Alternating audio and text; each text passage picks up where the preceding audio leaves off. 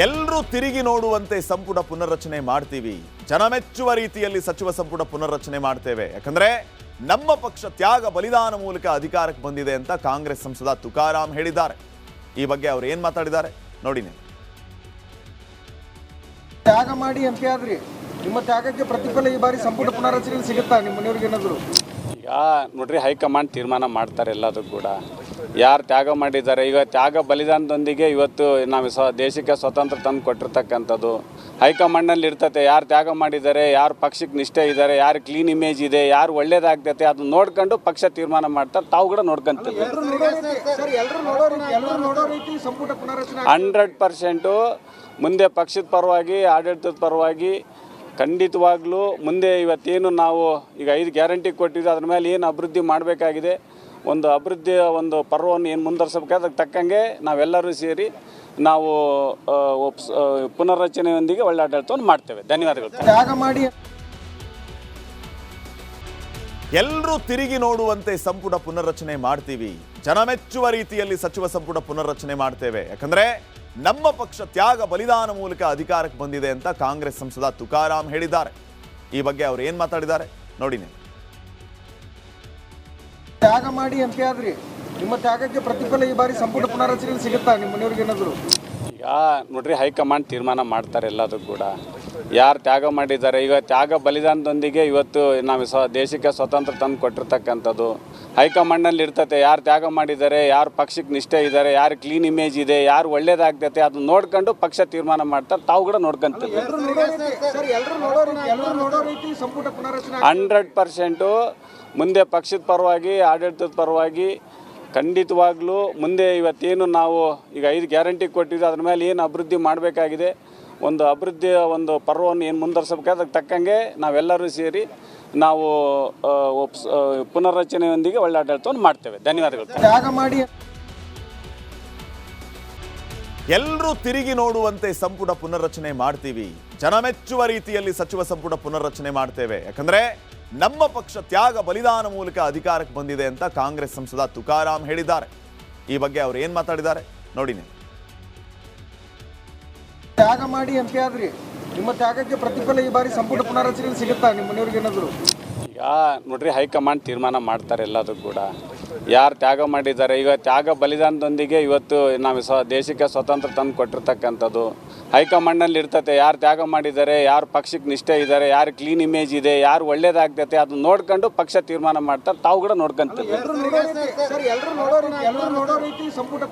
100% ಮುಂದೆ ಪಕ್ಷದ ಪರವಾಗಿ, ಆಡಳಿತದ ಪರವಾಗಿ ಖಂಡಿತವಾಗ್ಲೂ ಮುಂದೆ ಇವತ್ತೇನು ನಾವು ಈಗ 5 ಗ್ಯಾರಂಟಿ ಕೊಟ್ಟಿದ್ದು ಅದ್ರ ಮೇಲೆ ಏನು ಅಭಿವೃದ್ಧಿ ಮಾಡಬೇಕಾಗಿದೆ, ಒಂದು ಅಭಿವೃದ್ಧಿಯ ಒಂದು ಪರ್ವವನ್ನು ಏನು ಮುಂದುವರಿಸಬೇಕು, ಅದಕ್ಕೆ ತಕ್ಕಂಗೆ ನಾವೆಲ್ಲರೂ ಸೇರಿ ನಾವು ಪುನರ್ರಚನೆಯೊಂದಿಗೆ ಒಳ್ಳೆ ಆಡಳಿತವನ್ನು ಮಾಡ್ತೇವೆ. ಧನ್ಯವಾದಗಳು. ಎಲ್ಲರೂ ತಿರುಗಿ ನೋಡುವಂತೆ ಸಂಪುಟ ಪುನರ್ರಚನೆ ಮಾಡ್ತೀವಿ. ಜನ ಮೆಚ್ಚುವ ರೀತಿಯಲ್ಲಿ ಸಚಿವ ಸಂಪುಟ ಪುನರ್ರಚನೆ ಮಾಡ್ತೇವೆ. ಯಾಕಂದ್ರೆ ನಮ್ಮ ಪಕ್ಷ ತ್ಯಾಗ ಬಲಿದಾನ ಮೂಲಕ ಅಧಿಕಾರಕ್ಕೆ ಬಂದಿದೆ ಅಂತ ಕಾಂಗ್ರೆಸ್ ಸಂಸದ ತುಕಾರಾಮ್ ಹೇಳಿದ್ದಾರೆ. ಈ ಬಗ್ಗೆ ಅವರು ಏನು ಮಾತಾಡಿದ್ದಾರೆ ನೋಡಿ. ತ್ಯಾಗ ಮಾಡಿ ಎಂಪಿ ಆದ್ರಿ, ನಿಮ್ಮ ತ್ಯಾಗಕ್ಕೆ ಪ್ರತಿಫಲ ಈ ಬಾರಿ ಸಂಪುಟ ಪುನರ್ರಚನೆ ಸಿಗುತ್ತಾ ನಿಮ್ಮ ಮನೆಯವ್ರಿಗೆ ಏನಾದ್ರು? ಈಗ ನೋಡ್ರಿ, ಹೈಕಮಾಂಡ್ ತೀರ್ಮಾನ ಮಾಡ್ತಾರೆ ಎಲ್ಲದೂ ಕೂಡ.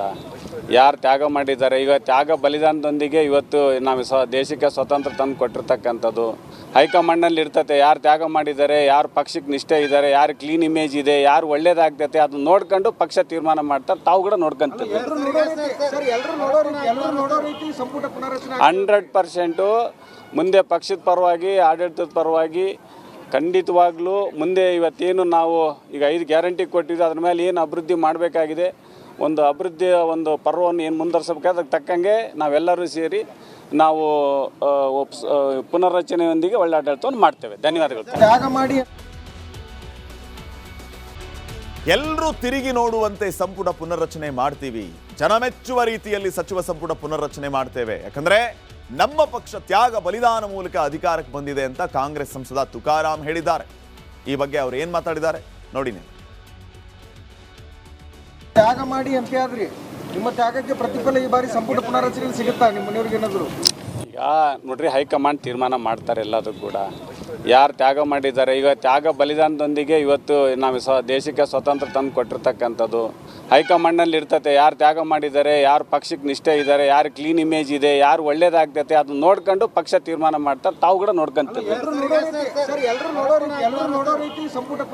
100% ಮುಂದೆ ಪಕ್ಷದ ಪರವಾಗಿ, ಆಡಳಿತದ ಪರವಾಗಿ ಖಂಡಿತವಾಗ್ಲೂ ಮುಂದೆ ಇವತ್ತೇನು ನಾವು ಈಗ 5 ಗ್ಯಾರಂಟಿ ಕೊಟ್ಟಿದ್ದು ಅದ್ರ ಮೇಲೆ ಏನು ಅಭಿವೃದ್ಧಿ ಮಾಡಬೇಕಾಗಿದೆ, ಒಂದು ಅಭಿವೃದ್ಧಿಯ ಒಂದು ಪರ್ವವನ್ನು ಏನು ಮುಂದುವರ್ಸಬೇಕಾದ್ರೆ ಅದಕ್ಕೆ ತಕ್ಕಂಗೆ ನಾವೆಲ್ಲರೂ ಸೇರಿ ನಾವು ಪುನರ್ರಚನೆಯೊಂದಿಗೆ ಒಳ್ಳೆ ಆಡಳಿತವನ್ನು ಮಾಡ್ತೇವೆ. ಧನ್ಯವಾದಗಳು. ತ್ಯಾಗ ಮಾಡಿ